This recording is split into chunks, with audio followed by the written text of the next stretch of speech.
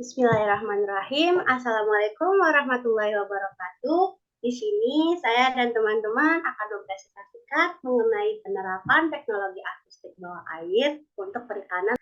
Sebelumnya, perkenalkan dulu kami dari kelompok 7 pada mata kuliah dasar-dasar akustik dan instrumentasi kelautan yang beranggotakan Freddy Al-Qodri, Jagada Nirwana, Muhammad Azli Pratama, Muhammad Ukas Hayata Idohi, Wisma Atmadita Nabila, dan saya sendiri Siva Mutadri.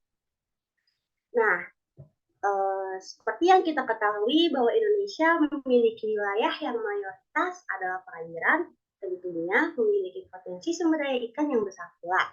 Indonesia memiliki 9 wilayah pengelolaan perikanan atau WPP yang tersebar di seluruh perairan Indonesia.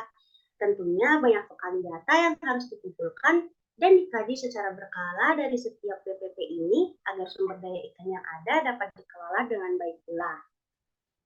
Nah, data potensi stok perikanan ini didapatkan melalui perhitungan stok hasil tangkapan yang didaratkan di pelabuhan perikanan. Salah satu permasalahan yang masih ada dalam sistem perikanan Indonesia adalah data yang tidak akurat.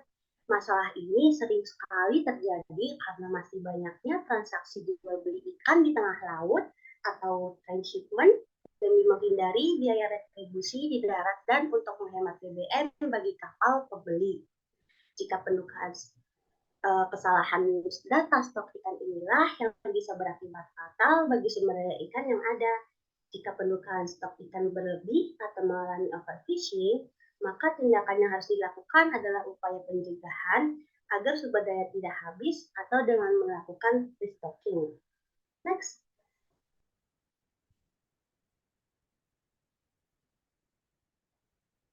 Nah, dalam makalah ini kita mengambil rumus masalah. Yang pertama, itu bagaimana cara kita mengidentifikasi dan memetakan zona potensi penangkapan ikan dengan menggunakan teknologi akustik dengan tujuan kita dapat mengidentifikasi zona potensial untuk penangkapan ikan bagi para nelayan. Dan yang kedua adalah bagaimana cara kita meningkatkan tingkat efisiensi penangkapan ikan dengan tujuan kita dapat memberikan gambaran tingkat efisiensi penangkapan ikan bagi nelayan. Selanjutnya akan dijelaskan oleh teman saya. Dalam Manik 2014, teknologi akustik bawah air menjadi salah satu metode untuk memperoleh informasi keberadaan dan stok ikan yang ada di laut. Teknologi akustik ini memiliki sebuah sensor disebut dengan transducer yang dapat mengubah sinyal listrik menjadi sinyal suara. Seperti gambar di samping, ini adalah gambar di mana diagram alur pengambilan dan pemrosesan data akustik dari bawah air. Menurut Pujiati, tahun 2008, metode hidroakustik adalah metode deteksi objek bawah air dengan bantuan perangkat transducer yang menghasilkan sebuah gelombang suara yang akan menyebar di kolom air, dan saat gelombang tersebut menabrak sebuah benda, gelombang tersebut akan dipantulkan kembali ke dalam sebuah bentuk gema yang dilakukan analisis lebih lanjut. Kemudian pengolahan tersebut akan dikaji lebih lanjut. Seperti hasil pencatatan mengidentifikasi target untuk mendapatkan sebuah nilai kuat pantul. Serta untuk mengetahui kepadatan ikan atau stok ikan, di mana dari data ini akan diketahui seberapa besar stok ikan pada daerah yang telah disurvei.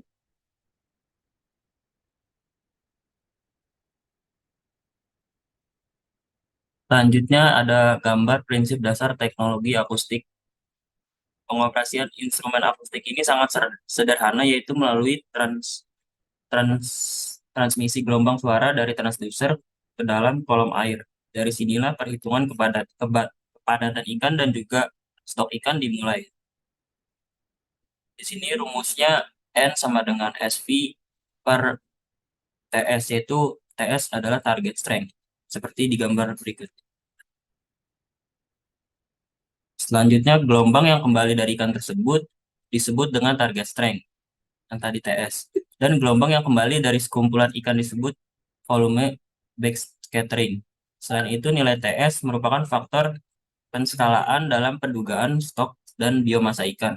Dengan nilai FV yang sudah ditentukan, maka stok ikan di area survei dapat dihitung secara real time. Selanjutnya, cara meningkatkan efisiensi penangkapan ikan menurut Nainggolan 2012. Pada dasarnya, kegiatan penangkapan ikan ini memiliki cara agar penangkapan ikan lebih efisien dengan memperhatikan beberapa aspek yang perlu dilaksanakan. Next.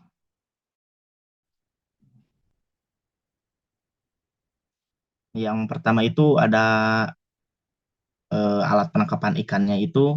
Yang pertama, jenis alat tangkap yang sesuai menangkap ikan, misalnya dari jaring atau pancing atau alat yang lainnya itu bersifat bergerombol. Nah, umumnya ditangkap dengan menggunakan jaring dan ikan yang soliter dan berukuran relatif besar atau ikan karang pada umumnya ditangkap dengan menggunakan pancing.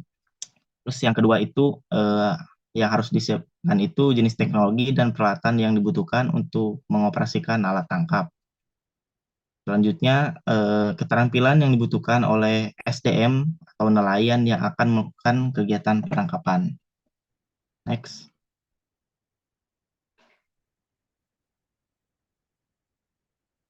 Ya, penentuan penangkapan ikan itu yang pertama dari karakteristik perairan, operasi penangkapan itu bisa di sekitar pantai, perairan dangkal, dan perairan laut terbuka atau daerah berkarang. Terus yang kedua itu jarak fishing ground dari pangkal kapal atau fishing base. Dalam hal ini juga logistik berperan penting untuk operasi penangkapan gitu. Nah, terus yang ketiga itu kondisi fisik perairan daerah penangkapan ikan dipengaruhi ada beberapa faktor gitu. Yang pertama, angin tidak kencang, terus gelombang air laut tidak tinggi, dan lautan bebas badai. Terus kedalaman perairan harus lebih dari 45 meter. Dan terakhir, dasar perairan itu harus pasir berlumpur. Next.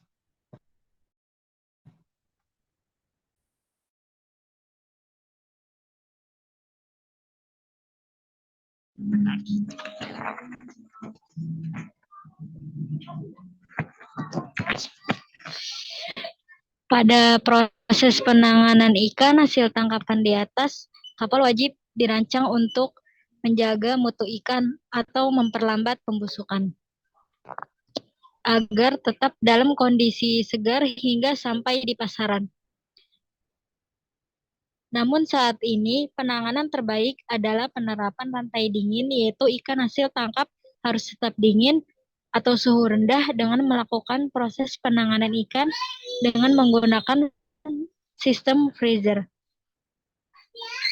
Kemudian pada penyimpanan palka dilengkapi dengan adanya pipa-pipa pendingin atau pipa evaporator untuk menyalurkan udara dingin dan refrigeran yang berfungsi menyerap panas dari ikan atau ruangan yang direfrigerasi sehingga ikan menjadi beku.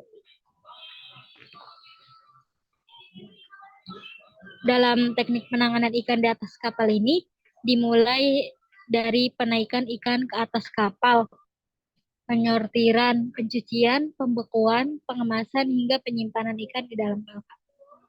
Next. Kemudian ada metode hidroakustik ekosonde.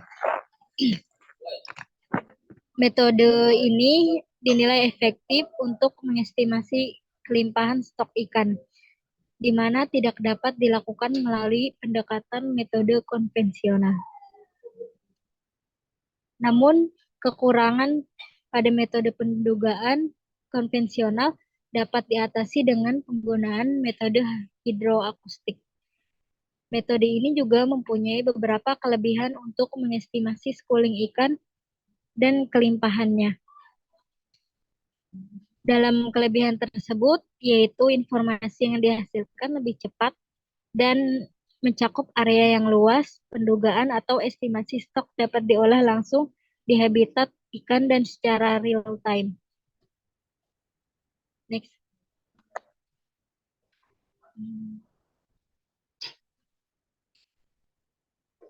Kemudian di sini ada gambar prinsip kerja single beam echo sounder.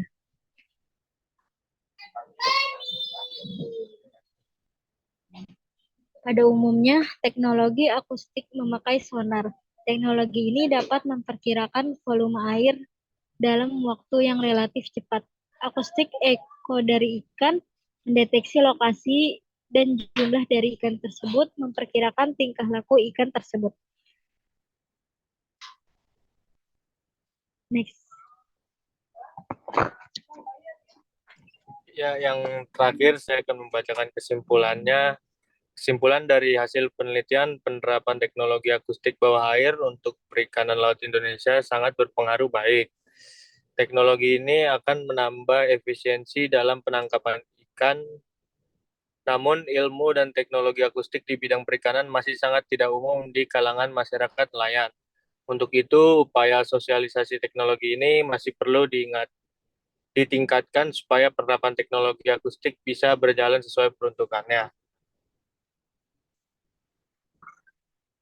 Ya, sekian dari kelompok kami. Lebih kurangnya mohon maaf. Wassalamualaikum warahmatullahi wabarakatuh. Salam.